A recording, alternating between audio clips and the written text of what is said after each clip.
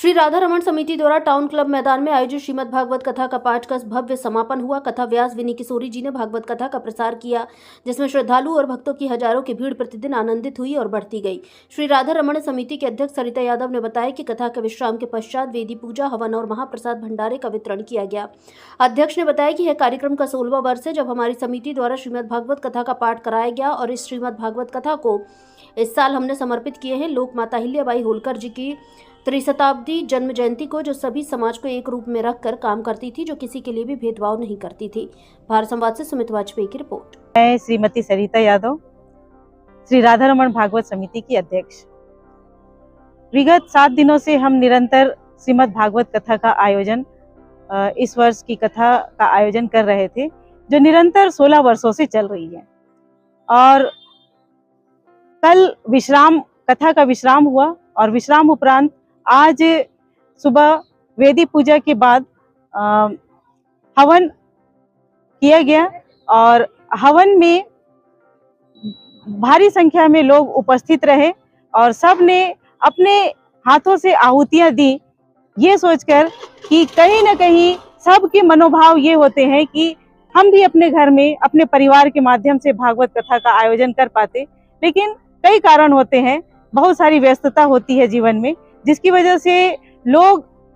व्यक्तिगत रूप से करवा नहीं पाते। लेकिन सारे लोगों का जो अनुभव रहा है अभी तक 16 वर्षों में, वो यही उनसे सुनने को मिलता है विचार कि श्री राधा रमण भागवत समिति के द्वारा जो निरंतर कथा प्रवाह चल रहा है, यहाँ आने के उपरांत ऐसा लगता है जैसे वो खुद के घर की कथा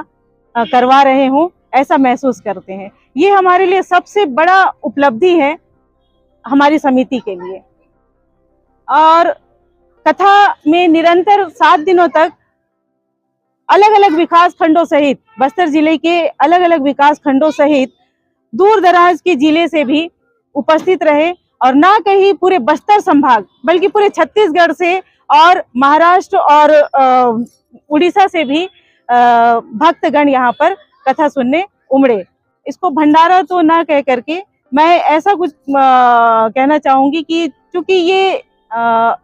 इस वर्ष का 16वां जो वर्ष है हमारी समिति के माध्यम से भागवत कथा का, ये हम समर्पित किए हैं लोक माता अहिल्याबाई होलकर जी की त्रिशताब्दी जन्म जयंती को। और चूंकि वो सभी समाजों को एक रूप रख करके काम करती थी, कोई ऊंच नीच का भेदभाव नहीं हुआ करता था उनके मन में, तो उनके ही पद चिन्हों पर चलकर हम छोटा सा प्रयास रख रहे हैं कि आज ये जो महाभोज है, इसको हम समरसता भोज की एक उद्बोधन महाप्रसाद के रूप में वितरित कर रहे हैं। और सभी श्रद्धालु जो हैं वो बहुत ही श्रद्धा से और निष्ठा से प्रसाद ग्रहण करते हैं। और फिर से एक बात वही बताना चाहूंगी कि हवन में तो आहुति देते हुए उन्हें ये विचार आता ही है कि ये हमारे खुद की कथा है, हमारे घर की कथा है। और जब यहाँ महाभंडारे में उपस्थित होते हैं तब भी उनके मन का भाव ऐसा होता है कि अब इस वर्ष की कथा के विश्राम के बाद ये महाप्रसादी जो है, इसको लिए बिना हमारे जीवन का संकल्प पूर्ण नहीं होता और पूरे शहर भर के लोग उमड़ते हैं महाभंडारे में। राधा रमण भागवत समिति के द्वारा लगातार 16 वर्षों से भागवत कथा का यहाँ आयोजन किया जा रहा है और भागवत कथा में न सिर्फ जगदलपुर शहर के अपितु अन्य जिलों से भी बहुत सारे श्रद्धालु आकर भागवत कथा का श्रवण कर रहे हैं लगातार 16 वर्षों से। और ये आयोजन होने से ये कि फायदा मिलता है शहर वासियों को कि लगातार 7 दिनों तक शहर का वातावरण धार्मिकमय रहता है, लोगों को अच्छी अच्छी बातों का ज्ञान होता है, संस्कार मिलता है। और इस कार्यक्रम को आयोजन करने के लिए राधा रमण समिति और इसके अध्यक्ष श्रीमती सरिता यादव और उसकी टीम को पूरे शहर वासियों की तरफ से बहुत बहुत साधुवाद और बहुत बहुत धन्यवाद। ऐसा ही आयोजन लगातार होता रहे, लोगों को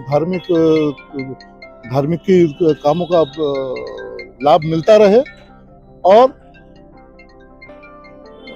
जिस प्रकार अभी पूरे देश का वातावरण दूषित है, ऐसे अवसर पर ऐसे आयोजनों का किया जाना बहुत अति आवश्यक है और इसका श्रेय राधा रमन समिति के अध्यक्षा और इनके टीम को जाता है। लगातार 16 वर्षों से हमने आज तक कोई कार्यक्रम लगातार इतने वर्षों तक होते शहर में नहीं देखा है। ये लगातार हो रहा है और ऐसा होता रहे, हमारी शुभकामनाएं हैं इनके साथ।